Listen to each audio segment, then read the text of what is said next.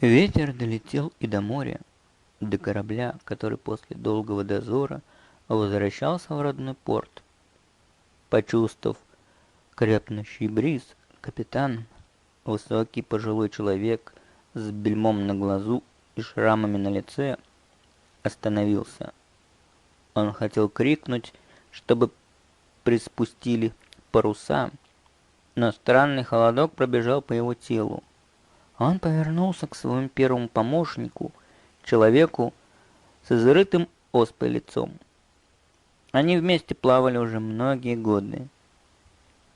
Ветер пронесся мимо, а капитан, помолчав, отдал приказ созвать команду наверх, а затем, подумав еще немного, распорядился, чтобы зажгли дополнительные фонари.